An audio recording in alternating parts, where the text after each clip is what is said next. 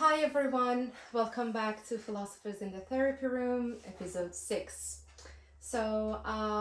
We have uh, discussed a scenario last time, and we tried to work it out and bring about how a philosophical counseling would encounter that case and would unfold that case. So, what are the things that a philosophical counselor and a phenomenologist look for in the story that you bring into the therapy room? And Samima, thank you so much for joining us again. Will give us a recap of what we have discussed, and we gonna go on with that scenario, and we gonna talk about, as we saw and unpack that story, how and what we're gonna offer and how we will give the client a kind of a remedy or some suggestions how to encounter that problem and that dilemma. And by the end of the session, we are hoping that we come to this point that how we can find remedies for our existential dilemmas, and is something that bring, if there's something and the problem that we bring to the therapy room, is it that simple that we think, or it is more complicated and we need to give ourselves more time to investigate the roots and the very source of the problem that we see as philosophical counselors. Please, Sarima, just give us that recap. So, just to remind our listeners of the story, which was a very, we didn't go into too many details, but just a mother of a neurodiverse child and who also has neurotypical children, and the way they feel lost. And we were considering, what is the reason for their misery? Is it the challenges, or is there something deeper? And what we discussed was that we acknowledged that the challenges that they experience are debilitating, can take up all their time. However, the source of the misery is not the challenge, but something deeper, and which was the script they were holding, the script that they believed is objectively given, something according to which any normal human being should live their life. And now, having this child who doesn't fit the script, they feel lost, and everything seemed to be going without a script, and they have no standards of measuring how they are doing. And that is the source of their misery and their struggle, that they feel that the script, which has to be true, which has to be right, which is objectively given, which they are not letting go of, doesn't fit their life. And they feel a total lack of meaning, total loss of meaning. And that's why they feel stuck, they feel lost, they feel confused. But the solution is not actually in helping them manage their life better. Of course, that would get rid of some of the struggles, but it is not addressing the root cause of the problem, the loss of meaning, the loss of all sense of what's right and wrong, what's how it's supposed to be. And that's something that we need to address in terms of the script itself. And before we ended the episode, we asked our readers to think of something in their own life which seemed like out of script, which seemed like not going according to the script, to make a better sense of that. So that's where we ended. Yeah, thank you. We actually try to ask you or engage the audience to think about the off-script scenarios that they're facing in their everyday life, and doesn't matter how off a script is that, and how much, how severe is that, how misshaped the script that they're thinking that they're living is misshaped according to the original plan. And then we actually wanted to work with that scenario, or with that off a script incident or event, in order to think about what are exactly the meanings that we are working with in our everyday life, and how that script, that original plan, is a source of meaning for our life and in everyday struggles. It gives that I discussed that how that script is culturally linguistically, anthropologically, chronologically, historically, and politically is constructed. Yeah.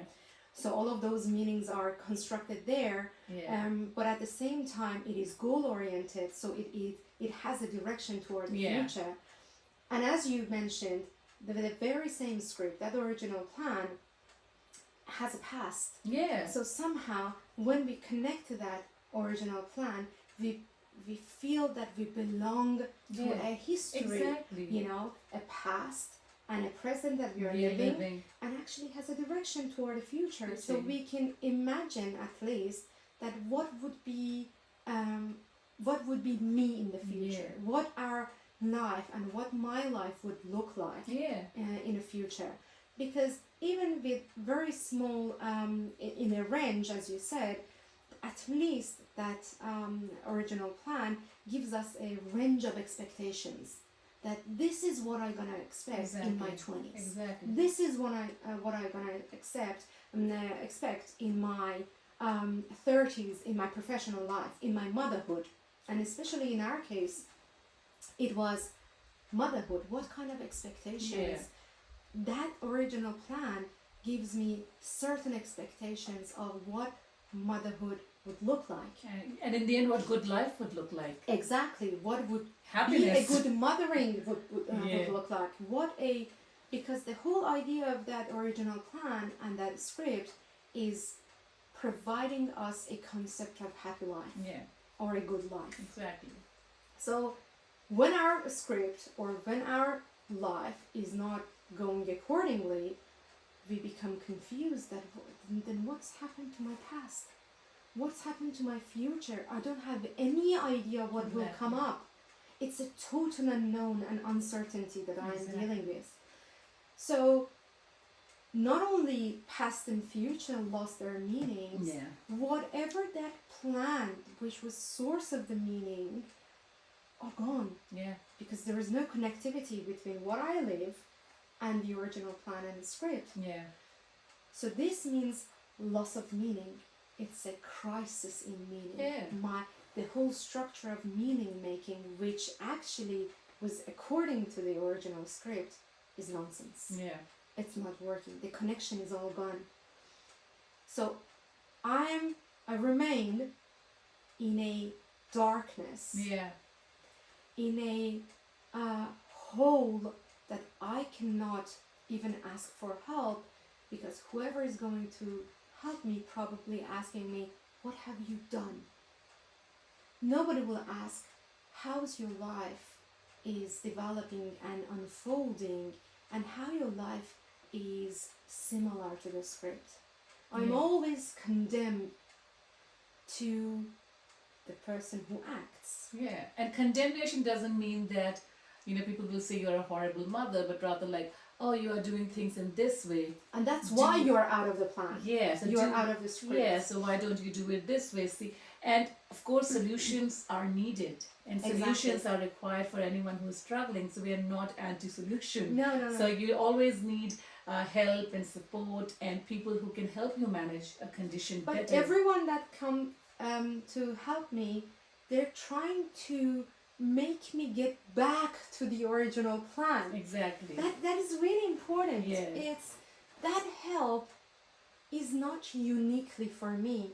Actually, that help is a troubleshoot. Yeah, exactly. It's like a troubleshoot. Yeah. Bringing you back to the normal. Exactly.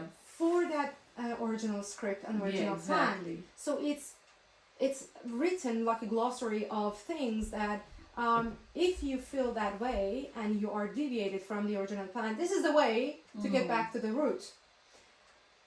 But is this working for me? Maybe sometimes. Yeah. Maybe when there are some deviations, small deviations, it might feel that way. Yeah. But our life is bashed and is full of calamities, which are much, much, much bigger than small deviations from the original plan. Yeah. And those are the moments of crisis. Yeah. Midlife crisis. Exactly. Which is without any... What is it? That's a very common in human nature. Which any person who is living an ordinary normal life, or everyone who is living an ordinary normal life would go through that. Yeah. And that's a total loss of meaning. Exactly. Because you can't actually make sense of Yeah. what's going on. And, Yeah. and kind of like now we prepare for it. Yes. We are aware of it. Yeah. So it's become a part of the script. Yes. Yeah. But at the same time, somehow in that moment that even a script gave us the suggestion that you will face midlife crisis here, would not give enough answers for us. Exactly. Because that thing is preseen and foreseen, but it doesn't give us a solution.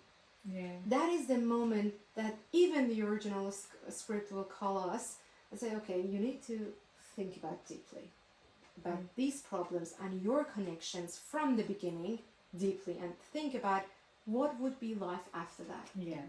So in that darkness and moments of chaos, I was talking to someone, I was telling them it's a muddy water. Nothing, you cannot see anything at the bottom of the river or at the bottom of the bowl, because it's a mess. Yeah. When the client comes to me and I see this messy, very dark, very cold place that the client resides, what I would give to this client is a story that I guess normally will really work for this situation. There are maybe our audience, other philosophers and therapists actually will go with another story, but as a philosopher and as an existential philosopher, I guess the myth of Sisyphus is very, very uniquely actually is related to this chaos of meaning. Myth of Sisyphus by Albert Camus is exactly this. It's about a crisis of meaning. So what is Sisyphus? Simima, just give me the whole story of myth of Sisyphus, and then I'll talk about how Camus understands it. Okay, so I think it's better if you tell the story. Yeah, okay, You're a better storyteller than I am. No, come on. So Sisyphus was one of the gods actually, and he was the son of Zeus. Okay. When Sisyphus see people and God actually die, he feels terrified.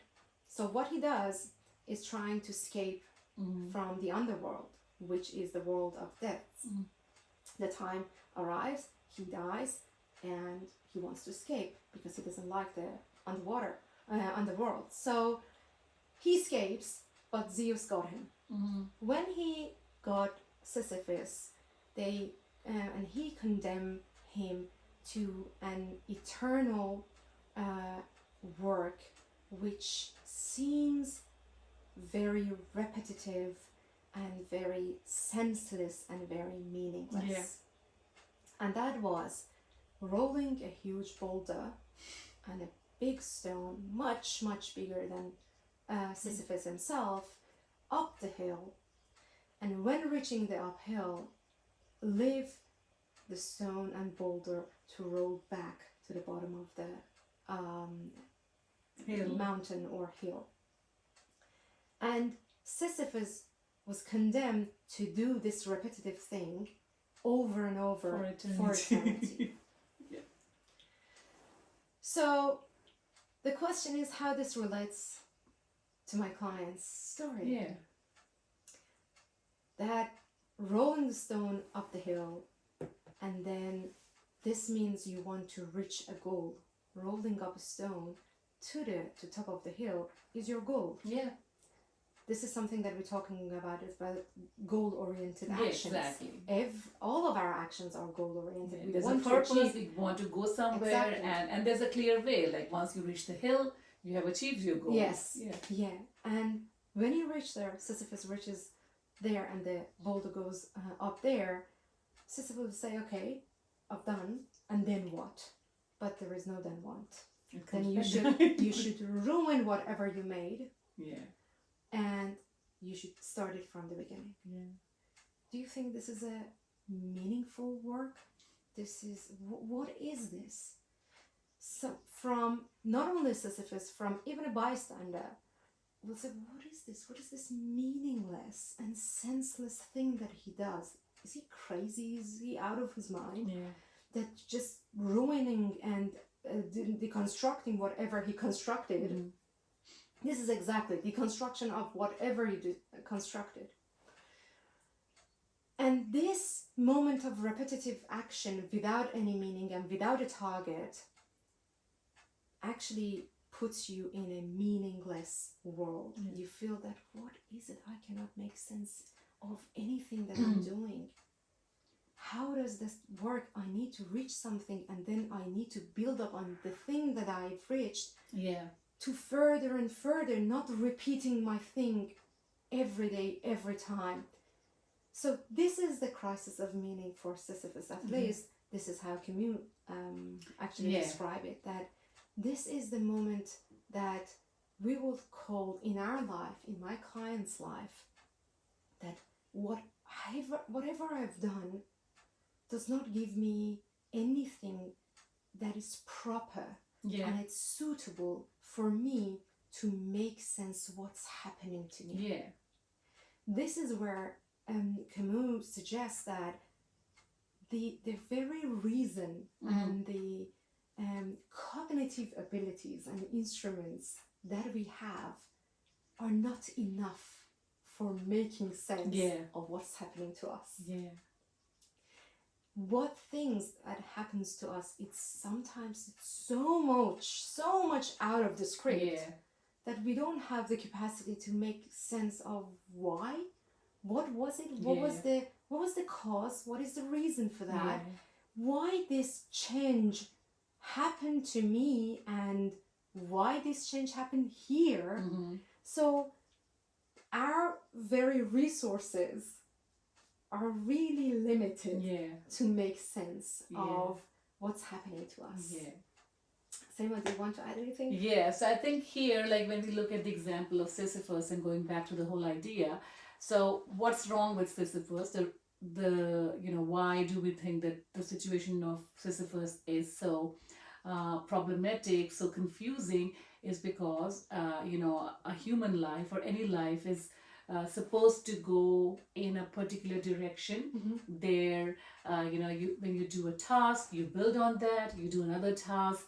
So you have a life where, you reach one thing, then that thing kind of stays there, and then you build something else. Whereas Sisyphus is just doing certain actions, and there's movement, there's action, but there's no outcome. So his life feels so out of script, so understandable, incomprehensible, that human reason doesn't work here. So it is so anti-rational, and that's why Camus brings this example here, because he wants to tease out that by very nature and by very structure of our rationality, we as human beings are looking for a rational world. We are always trying to make sense of the world in a particular way. Things need to make sense. If I do an action, if I build something, it should, be a proper like something that I've achieved, something that stays there for a while. Then I move on to another project. And all of these actions are building something. I'm building my life. My life is going in a direction. And all of that makes a rational sense, because that's the plan that is meant for humanity, that is objectively given, and that's a rational world. And that is something that Camus acknowledges that we all see. And the example of Sisyphus is a bit out of place here, but by focusing a little bit on Sisyphus again, we start to notice that actually our lives are very similar to Sisyphus in some ways, because we do have this mundane repetitiveness in our lives. We keep, like when we think of humanity as a collective, we are all the same that we were in the Stone Ages and in the medieval ages and in the past. We were going through the same emotions, same life cycles, and then we die. So collectively, we are just rolling the boulder out the hill, watching it roll down. But also in my personal life, you keep noticing that, of course, right now I'm doing something, we are recording this episode, it feels so important. But once I'm past this, it becomes like, A mundane. Yes. Yeah. It's Yeah. now there's a new project, I push it up the hill, Yeah. and then I watch it roll down, Yeah. and then I build another project. Yeah. So it might be a new boulder every time, but it's the same repetitive Action. action. And in the end, there's nothing that is coming out of it. Yeah. What does come out of all my actions? And that is a really good point, because Samima, when you have that script prescribed you and to you that with this repetitive action, I'm giving you meaning. Yeah, Because exactly. you reached here, and Exactly. then you reached here. But There's the a very point idea, here. But the very idea is we are doing the same things. Yeah. Go on continuously, on and on. Yeah, it feels like with the script that we are Exactly. achieving something, but in the end, it's just the same. Imagine that you don't have source of meaning making and source of meaning giving. So when you lose that, the only thing that remains is the mundane repetitive action. Exactly. And then how would I make sense of this thing which seems crazy? Yeah. And I guess here Camus uses the word absurd. Absurd means a world, and he actually suggests that the world is not absurd. And I'm not absurd. I'm not absurd either. My relation to a world which doesn't make sense is absurd. Yeah. So it's about the relationship that I have. Because if the world was absurd, I couldn't change it. Yeah. I don't have access to the world to change it. It's a reality. It's bigger than me. It was there when I entered. Exactly. And that would make sense. Exactly. The world So, is okay, absurd. I accept it. Exactly. I accept it because this is what we call the world is absurd. But I'm not absurd because I'm a meaning maker, and because I work with my reasons. I know that I'm not absurd. But this relationship all of a sudden becomes absurd. Yeah. Because the things that happen in the world it's not making sense for me. Exactly. So if it's a relationship, the good news is you can change it. Exactly. You can work on it. You can work on it. You can do something that comes out of this absurd. Yeah. Maybe you can make something with this absurd. Yeah. And here is the very idea is asking yourself, was it that very original plan? I would put some questions in front of us. And these questions is there any original plan at all? This is an important question. Yeah. Or I thought, or I supposed, or because they were told me, I was told that this is the thing that you should live accordingly, then I accept it without thinking about whether what is this coming from at all. So the first question is asking myself, instead of calling myself a victim of this maladaptation to to the original plan, or becoming deviant from the plan, or becoming angry that why my script is so deviated from the original plan, I need to sit for a moment and ask myself, was it at all the original plan? Yeah. Who said that I should live according to an original plan? Yeah. And I would answer that maybe that's not an original plan at all. Yeah. But what I do is the original plan. The original plan is what I make. Yeah. I haven't lived another life. I'm living this life. And this is my original plan. Yeah. This is the only original plan that I get to live. Yeah. So, what's wrong with this question?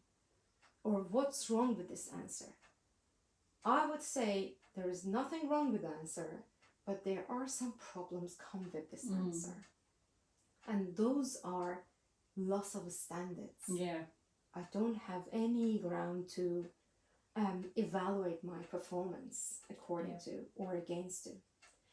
The other thing is, if I don't know where I'm heading to, then I don't have any goal. Yeah. It's not a preset goal. It's Yeah. not a game I play and just Yeah, walk up the exactly. steps. Then the life is not a game anymore. Exactly. It's supposed to be a game. Yeah, exactly. But it's not anymore. Yeah, if there is no project, there's no end goal, even a blurry one, then kind of like life again loses all meaning. Yeah. You have no meaning left at all. Yeah. So, so there's the first situation was that we have been given a very clear plan. Yeah. And we saw how that didn't work. But at the same time, if we say that I choose my plan, Yeah. I do whatever I think should be done. But then you submit to what?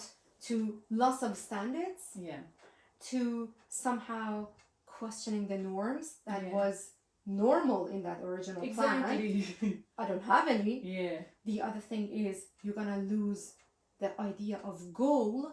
And loss There of is not- future in a way. Exactly. What because- happened to my future? Where I'm heading to at all? Exactly. Because future is something that you don't enter. Future is something that you project. Exactly. My future is something I see for myself, and in that future, it's not just that I see my future as 2030 or 2040. It's not the year. It's basically where I'm headed. Yes. What's going to What happen. I gonna be? It's like Yeah. what I gonna be. in Yeah, the and future. if I have no sense of that, then I have no connection with my future. I've lost Exactly. that temporal side of mine Exactly. that Exactly. is, me in the future, and So submitting to the idea of there is no original plan, but whatever I'm doing is the original plan, it's a terrifying solution. And imagine that we don't have any glossary of meaning anymore. yeah, The things that we should do is just recreate meanings step by step. yeah, This is us that we create the glossary of meaning for ourselves. yeah, The original plan, the supposed original plan, would give us at least a glossary of meaning. yeah, And we would work out and work with that glossary of meaning. But now it's not working Yeah. anymore.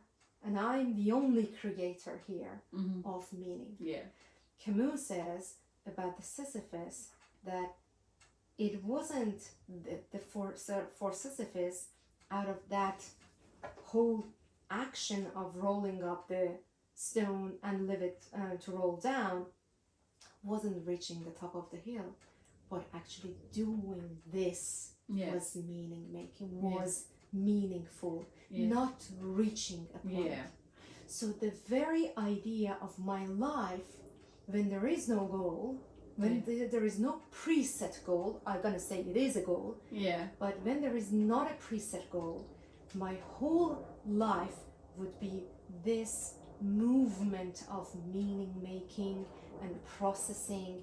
Then I'm gonna be process oriented rather than a goal oriented yeah, project. yeah, This is my project, and this is the only project that I have in my life, in my lifetime, yeah, and that is creating the glossary of meaning for myself mm-hmm. and move with it to create more and more and more. yeah, We forget that the whole idea of life is this, Mhm. and then we stick to what? To the product of that process. mm-hmm. We work with the product of the process rather than the process. All of a sudden, Mm-hmm. we forget that product is the outcome of a process. yeah, Instead of living the process, yeah. we start to live the product and use the product. Yeah. And in fact, even I would say that in terms of product, quite often we lose focus. So, for example, in raising a child, we sometimes focus on a product in the sense that a child who is, achieving A's, this and that. Straight A student. Straight A's, good, in terms of sporting events, debater, this and that. So Very social, very social. amazing behavior. So that's the product that we are imagining that motherhood is all about. Mhm.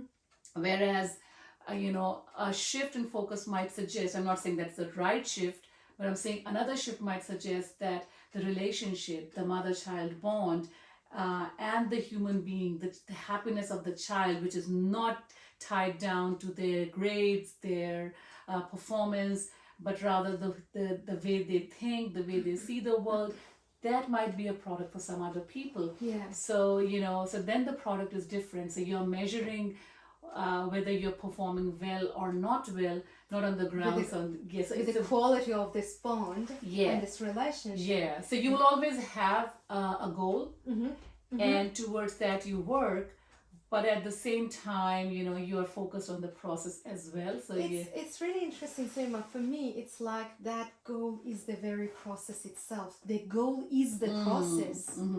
Yeah. Because think about what Husserl says. Yeah. Every action is goal oriented. Yeah. Human being is goal oriented. Yeah, exactly. You wants to do something, but so I don't want to lose the idea of goal oriented. Yeah. But our goal orientation, the orientation is the process itself that we call life. Yeah, I think they're a very good example from Beauvoir, and it is so similar to what Camus is saying, but you would make more sense of that, because when I'm saying about Sisyphus, and him pushing the boulder up the hill, seeing it roll down and finding meaning in it seems stupid. Yes. Totally insane to us.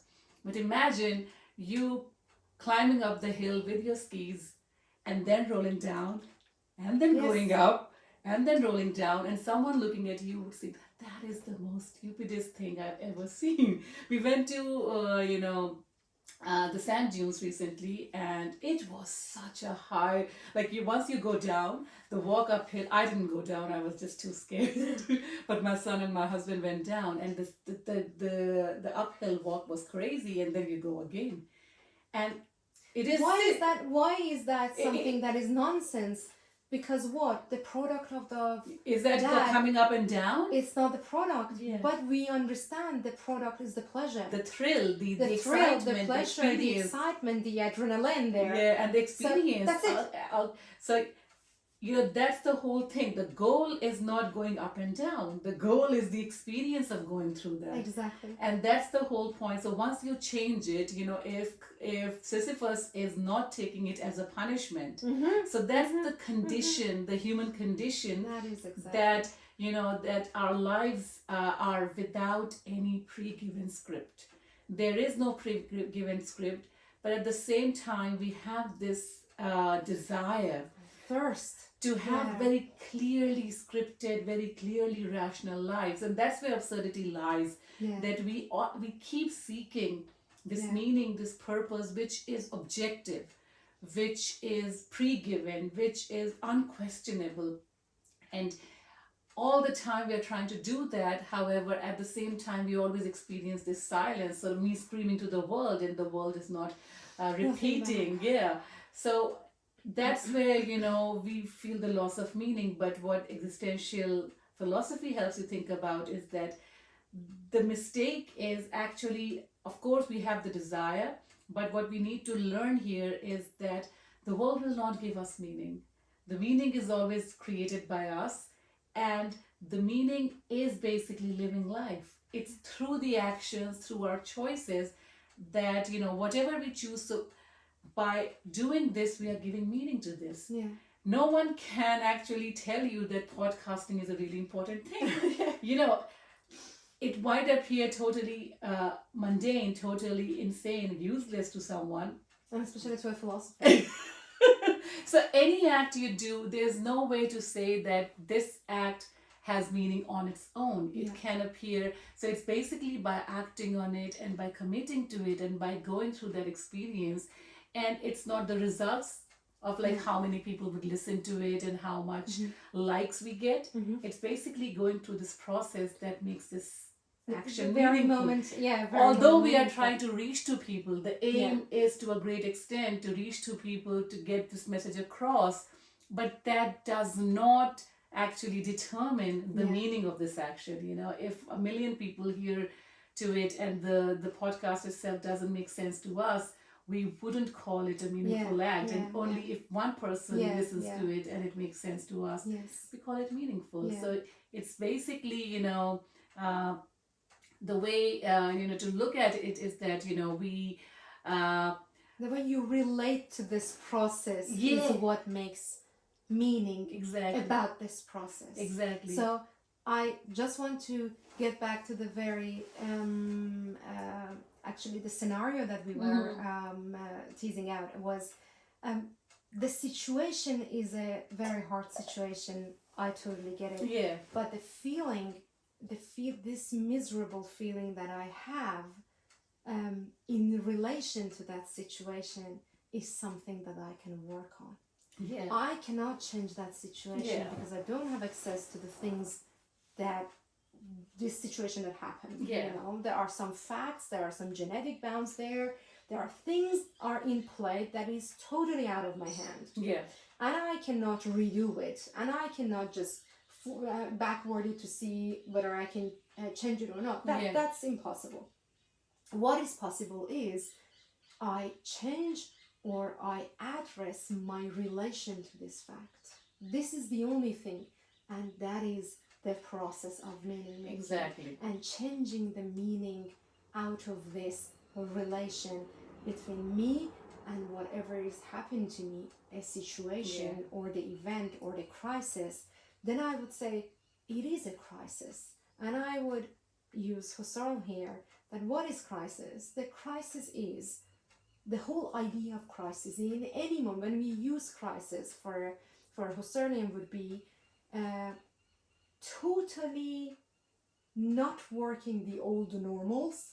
So all the normals are gone. Yeah. They're not working anymore.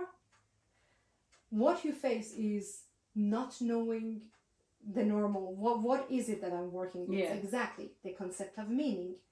But my normals are not the normals that other people would call normal. Yeah. This is a crisis of meaning for me. Yeah. So what will happen is I need to find new normals. Mm-hmm. But this process of try and error, that finding an optimal, to call it normal, optimal moment, I need to find an optimal moment of motherhood. Yeah. Optimal, normal for the relationship with an autistic kid, with an autistic teenager. Yeah. There is an optimal moment, which is my optimal, not your optimal. Yeah. And this is something that I need to go through it. Yeah. And nobody can give it to me because it's their optimal moment and not my optimal. Yeah. So I think the very story of relationship between me and the situation is something that should work on, not the situation. Exactly. Not the way that I tolerate the situation, but actually I am in a relationship with the situation. And that relationship made me miserable, made me feel miserable. The only thing that I can change here is changing my relationship to the situation. Yeah. The situation, I won't call it, you're out of script. Such an out of script situation. There is no script anymore. The situation is unique and new. Exactly. And I don't know how to handle it. Yeah. Camus uses a word here, lucidity. Yeah. So I should lucidly reason. Yeah. What is lucidity is trying to clarify for ourselves that there is no clarity. Accepting the ambiguity, yeah. Exactly. Trying to come to the terms with the unknown. Yeah. Uncertainty and not knowing how to deal with this stuff. Yeah.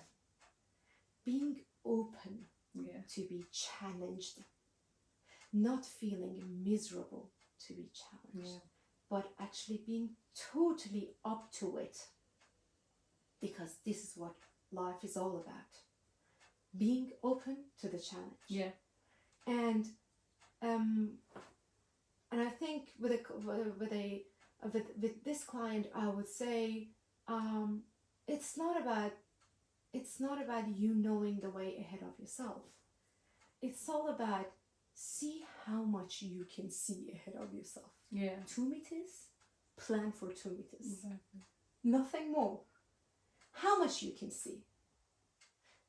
Try to understand that this is the amount of clarity that I have. That I don't have clarity more than 2 meters. And then you can say, okay, that is totally giving up.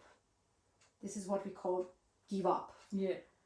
Giving up is, I cannot move when I cannot see 10 meters ahead. It's too dangerous. I cannot drive 150 kilometers when I can see 10 meters ahead of myself. Then I would say, okay, what do you want to do? You want to sit because there is no clarity? This is one option. The other option, that is giving up, and you're waiting till 10 meter clearance you have, and then you drive 150. The other option is you say, okay, I can see 2 meters ahead of myself, but I still want to drive 150. That's it. I want to do that. And you drive, but because you don't know what type of hazards, what type of problems and issues and dangers out there, you might bump it to the wall, to the stone, to someone else's vehicle. So this means you have this much clarity, but actually you are acting like you have this much clarity. And this means risking. So you risk too much. People will say, oh, this person is unreasonable. It's crazy. Why they don't know their limitations? This is another thing. And the other thing that Camus will say, be lucid. You have 2 meters. I know that you love to have 10 meters clarity. And I know you have such an amazing vehicle that you can drive 150 an hour. But you don't. 2 meters. With a crappy vehicle. What do you want with that? What do you want to do with this? Do you want to drive at all? Yes. I want to enjoy my amazing vehicle. And I know that I won't get a chance to, push it and just go 100, 200 kilometers per hour. But at least I have a good vehicle. I want to sit in it and I want to move. Okay, it's 2 meters, so I'm going to plan for 2 meters ahead. I'll see how it goes. And how it's going. And then when I reach the limits and the border of the 2 meters, I might see another 2 meters opening up. And who says there's 150? Like 150 is the script. Exactly. Why are you stuck at the 150? Exactly. And then you reach the 2 meter limit, and all of a sudden maybe 2 meters ahead again light up, and you can see the clarity. You might reach there and you say, wow, 100 meters above, just in front of you is totally clear and visible, and you can enjoy 150, 170. You can enjoy your amazing vehicle that you have. Okay? So I don't know, but you might reach there and there is no visibility. And this is part of the whole idea, that I don't know what will happen when I reach that 2 meters. I might need to wait. I need to wait and sit and just turn off the beautiful vehicle that I have. I might say dreaming, waiting for that openness to happen. Am I giving up here? No, I'm not giving up here, because I am lucidly waiting for the moment that I can drive as much as clarity that I have, with the speed that I think reasonable for that amount of clarity. And that is lucidity. I accepted the uncertainty of a foggy road, that I don't see anything. But I have moments that I had amazing, beautiful scenery around me. One side is ocean, the other side is mountain, forests, amazing sceneries. I know that. I passed those roads and highways. But now I reach that I cannot see anything. But I have cherished those moments. I sit with it. I enjoyed remembering those moments, but with a lucid mind, that the moment that there is an opening, I'm gonna plan ahead and I'm gonna move forward. And that's it. That becomes my project. Exactly. There is no written transcript. There is no written map, original plan. This is my original plan. Sima, you want to add anything? Yeah, that was a beautiful analogy, and I think we can go into like many details here. Like there are other cars that were passing me, but I'm not going to compare myself to them. And yeah, it's a tough place to be, and I think it's always important to remember that no matter how hard we try, we will never lose the script. The script will always sit with us. Yes, it will always sit with us, and it's in each moment. So that's why we call it ambiguity, because you accept that all the time you have this desire for clarity, this desire for having your life mapped out and everything going according to that plan. And you have this strong desire to believe in that plan. You can't let it go. At the same time, you are holding this idea that all of that is totally unreasonable. It's not possible. It's not possible to achieve. I can only build this much plan. I can only work this far ahead. And just sitting with that, living with that, ambiguity is basically lucidity. You're accepting your limit. At the same time, you're accepting your desire. And for Camus, that's basically living the absurdity, accepting the absurdity and being the absurd hero. Because what Sisyphus is trying to do here is not to actually try to get rid of the circle. He's not trying to. So he calls Sisyphus a rebel, a rebellious hero, not because he threw the boulder away and tried to actually get rid of the situation, because it's impossible. But what he does is that he lives through that situation with disdain, with contempt for the gods, which is basically in a way, it's not like giving in. No. Not giving in, and would just never give in. Exactly. And for him, that's freedom. Exactly. Freedom is not being like, doing whatever you want, but rather freedom from the script. Freedom from being given, being slave to something that you're told that how you should live your life. So freedom is not about whatever you want to do, but the state of mind where you know that nothing that you hold so dear as the original plan is actually an original plan. And you just live with that. So that's freedom for Camus. And that's why he talks about the idea of revolt, that revolting against this moment of being giving up, the idea that I don't see enough, therefore I cannot move. So revolting against this meaninglessness and waiting for someone to give you meaning to work with.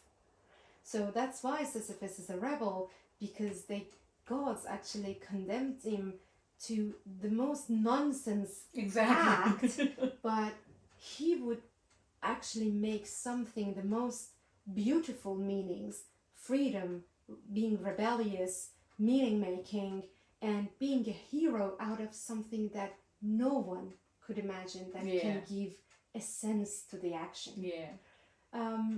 And I think I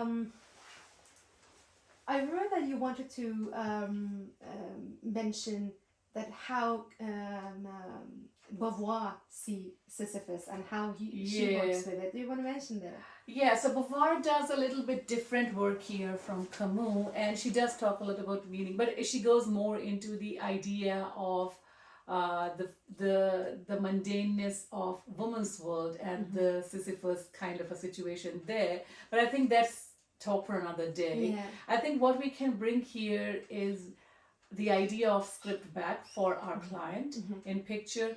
And if we look at the script that she is working with at the moment, that's the original plan, is a particular idea of motherhood, where the child is a product. And that's where I think I mentioned that Beauvoir does talk about, and especially again, like she's talking about Western motherhood in her time, a very particular class, so very limited. But I think a lot of people can actually identify with that idea, that she says that every pregnant woman has this kind of belief that she's going to give birth to a hero. So her child is going to be unique, but at the same time, she's afraid of giving birth to a monster. Yeah. So that fear of extremes. So like we don't want normal, Yeah. you know, an average child. And then again, she's just referring to this subconscious, unconscious desire of human beings. And but the whole idea of hero, giving birth to a hero, is about this story of motherhood, where motherhood is a particular way of being. And we talked about earlier before the podcast how that kept shifting. Yes. You know, yes. sometimes it's a mother devoted to children, staying at home. At times it's balancing Yeah. home and outside, sometimes giving up your career and then picking up when kids go to school. So like this idea keeps shifting, and we always buy into that idea, and it's impossible not to buy into that idea. And the child is an important part of that world. So of course motherhood is all about me, mother is all about the mother, but the child is the other end of that deal, and the child needs to be a particular way for me to be a mother. Exactly. So exactly. So this is the kid yeah, that gives me the sense of motherhood. Yeah. Without a kid, there is no motherhood. Yeah, So it's about the relationship. yeah. And then like with this child, I feel like, you know, I'm actually handed a very bad hand, because Exactly. this Exactly. child does not let me be the mother that I wanted to Exactly. be. And Exactly. so and I think the truth is that no child lets you be the mother you want to be, Yeah. because child is a freedom, a child is a Yes. new human being, and they It's are a creative creature. and they are never going to fit your definition of motherhood. But we still play within the boundaries with a child who is not disrupting my sense of motherhood too much. There's push and pull to some extent, but it still keeps going as per design. But this child totally disrupts that script, and that's why we need to think about this. So we need to think about this woman, how she now can be a mother to a child who does not give her the opportunity to be the mother she wants to be. You know, can she just write a script on her own? You know, is it possible to write a script of your own? And if it is, how would you do it? Because, you know, would you be doing everything opposite of what you were doing with the other child? Would you be making some changes here and there? It's easy to say, let's write your own script, but we can't create on our own. We are going to build on the basis of what we did with our earlier situation. And Samima, I guess, you know, I was thinking about, can we really give the possibility and the opportunity for our client to create their own script or not?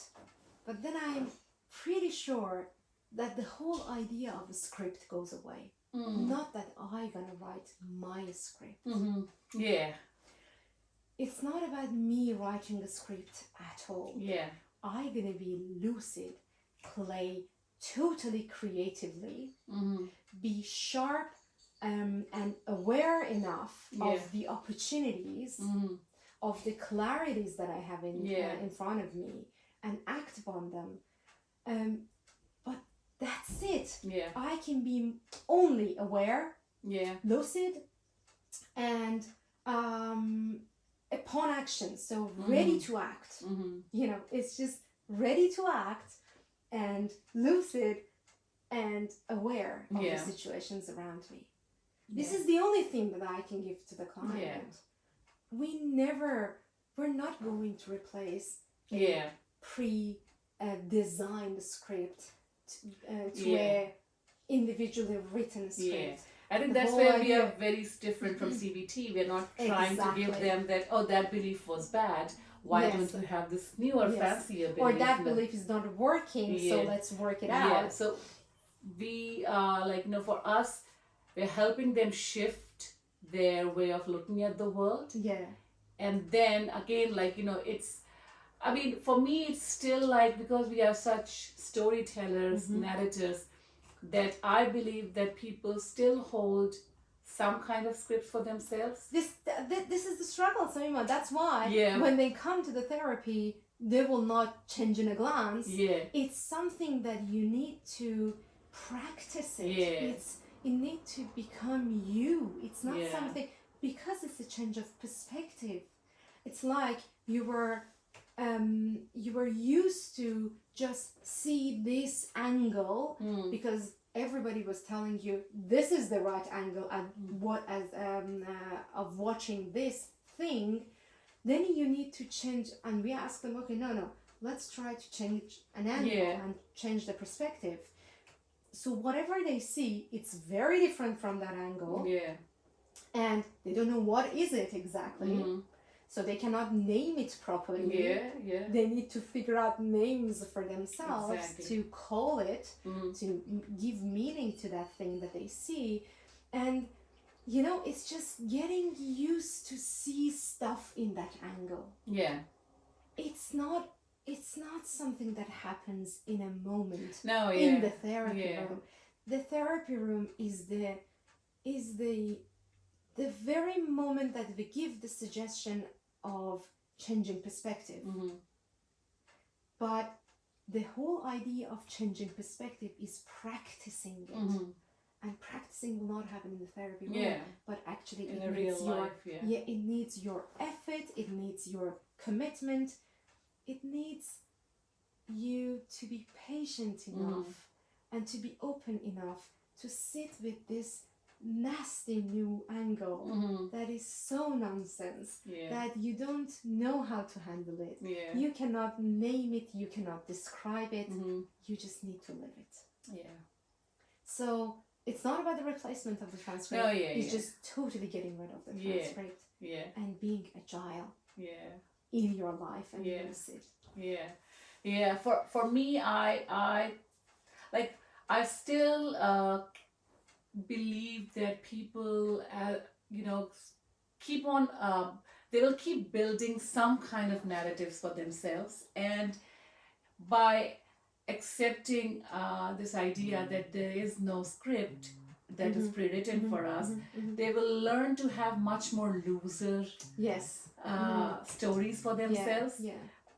And they will learn to make changes in their position when there is a huge shift happening anywhere. So people will become more fluid and become, they're not surprised. But by very nature, we are these creatures who try to write stories of our life, and we do try, and with more and more practice, you learn to not believe in those stories so much.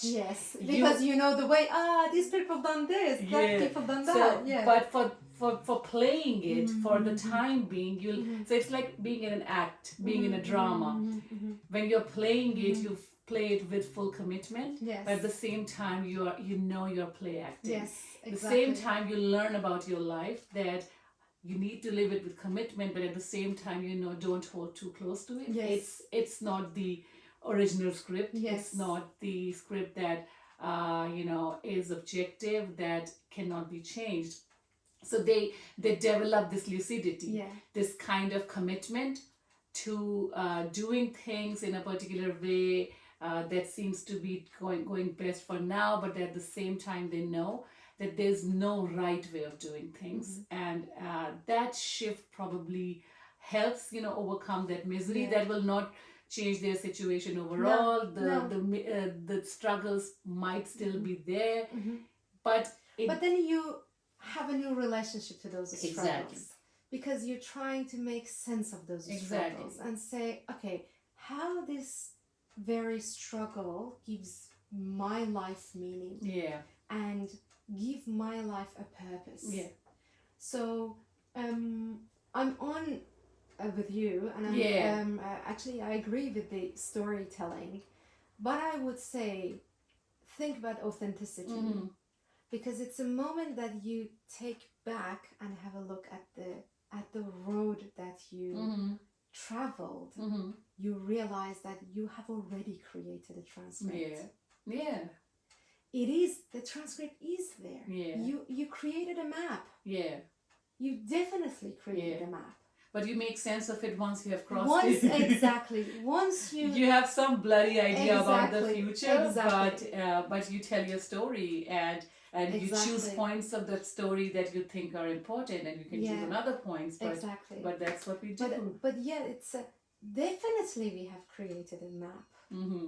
We have, because we gave actually that's how we show how to live their life to Exactly. our children, because we have created something, Exactly. a pathway, that this is the path that Exactly. I've been through. That was fine. If you want to go Exactly. and try it. So the very map creation is there. Yeah. But it's about the future. So my relation to my past Mm-hmm. is intact. Yeah. Okay, because I have a relationship to my past. I travel the path. Mm-hmm. But my very relationship to the prescribed future is totally changed. Yeah. I still have an orientation toward future because I am moving forward. Towards it, yeah. That's the thing. The only concern about my future is me moving toward a direction. Yeah. Am I exactly knowing what is that direction? No. No. I just know that I'm gonna move. Yeah. Because I have a good vehicle, and I have passed many beautiful sceneries. I guess just after that this turning point, I'm gonna see a beautiful scenery again. So I move forward. Mm-hmm.